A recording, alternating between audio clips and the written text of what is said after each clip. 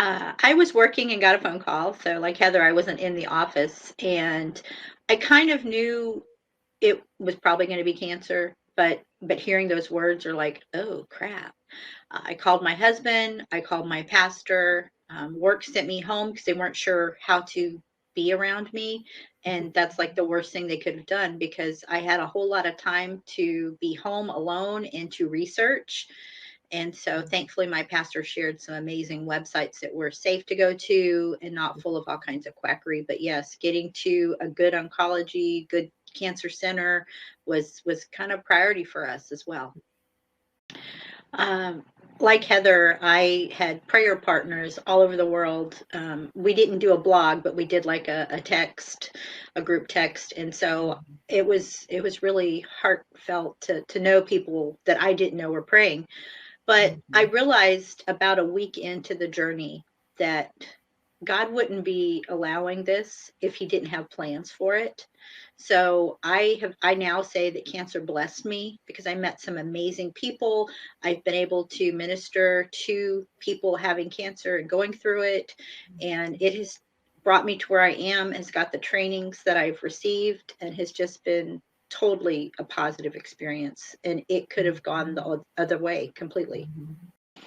Because cancer it doesn't discriminate. It gets all of us, regardless of faith, regardless of background, regardless if we have a support group or not. It just gets us. And so you can either embrace it and move forward, or you can kind of wilt, which I've seen as I've counseled people on that.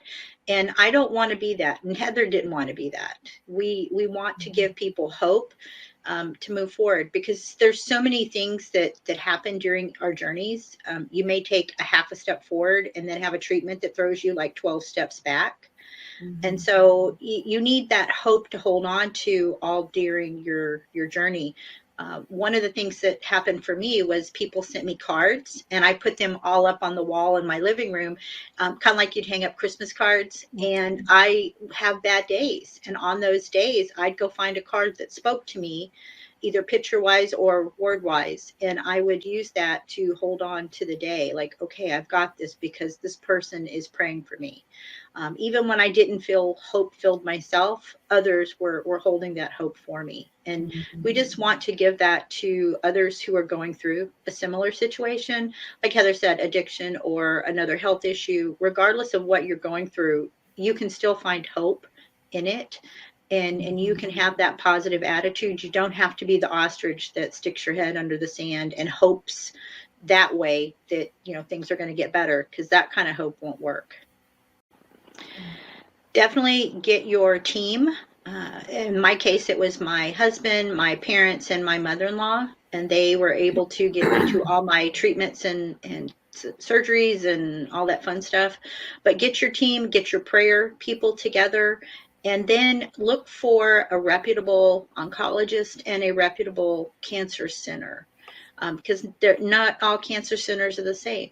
We've got two, both roughly within the same time, miles wise, and one of them is hooked up to MD Anderson, and they are amazing, and the other one is not. And so that was a decision maker for me after growing up living in Houston for a while, going, oh yeah, they are they know all. And websites, like, just don't randomly Google whatever type of cancer you have. You can go to the cancer website by the Cancer Foundation. You can go to Komen. There are a couple medical schools that have some great websites out there, but just don't randomly type in something and believe it, because there's a lot of misinformation out there, and you don't want to get your hopes all bent on, oh, we can do this, and that's not how it happens. So just make sure you're getting good information, ask questions, and take notes. I didn't have anybody go with me to appointments, but I took beyond notes, and I had questions that I could either call with or take with me the next time. It has been so therapeutic to write it down. And as Heather said, depending on what treatment you're in, you could have brain fog and the medications, and you forget stuff. And so I wrote just to kind of document what was going on. And to be able to remember, because the brain fog for me was so bad that I'd go to the kitchen and forget why I was there 3 times, and finally told my husband, seriously, why am I in the kitchen? He goes, you wanted water. I was like, oh geez. So writing that down when I meet other people and can share that, and and similar with Heather, I did some welfare checks with women having cancer, and when the volunteers don't have cancer, don't know what's going on, and here you have had it, and I would be in between treatments with them calling, and they'd say, well, you don't understand. And I said, yeah, I am. I'm waiting on my next round of chemo, or I'm waiting on my next of a gazillion surgeries. And they said, oh, you get it, you get it. And you're right, if you can drive an hour and 45 minutes to do your ministry work and then call me, I can quit fussing and I can get up off that bed, because it is hard. And it just, no matter what's going on in people's lives, if they can see what you're coping with and how you're doing it, it can be so helpful and encouraging to the others. And then I've used different parts of it in books and in web posts, blog posts, and people say, wow, similar to Heather, how can I complain about this when you went through all of that? And it's like, well, I didn't do it for that purpose, but I'm glad it hit that person that way.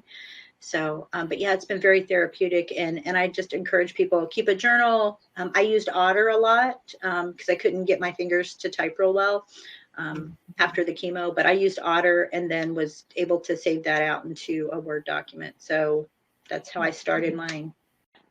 There's so many things and emotions that hit us when we get that diagnosis, right? And so for some people, they want to live a little bit longer to see their kids grow up or get married. For others, it's to spend time with their grandchildren. It doesn't have to be that, that big pie in the sky, like I have to have, all this stuff to be successful with cancer and bring hope. That's not how it goes. It's the little stories. It's, I lost my hair every time I had chemo. How frustrating is that? It's, I laugh at myself, when my husband says I'm going bald, I'm like, yeah, I've been there, no biggie. But you try and find, some hope, some encouragement with the little things going on, so that, you can share that. And someone else is going to be at that point where they have either, they're in the hospital for 30 days, or they've lost their hair again, or their eyebrows come out 6 months later after the hair grows back, right? You find the humor in that, and that gives people hope. They're like, okay, it's not just me. This is not just this weird thing happening to me. But cancer is a way of bonding people. And so again, everybody's success or hope is going to come out differently. For me and for Heather, it's being able to share that with others and just love on people and minister to them. But that's not how everybody's going to be. So we hope that those who are participating in the book and then reading, which could be cancer folks or it could be their caregivers, that they are reading and they are learning, or they're wanting to share their story. Because like Heather said, you can write a whole book all by yourself, yikes, or you can just write your story. And your story is what's going to be impactful and hope filled for others. And you guys take all the worry out of that. All they've got to do is get it on paper and send it to you. And so it's easy peasy once it's there. And most people feel they want to share what they went through, just to give some, some semblance to why it happened. And so it's neat to hear the different stories. And we are so looking forward to all the authors who want to contribute with us in this book to provide hope for folks all around the world.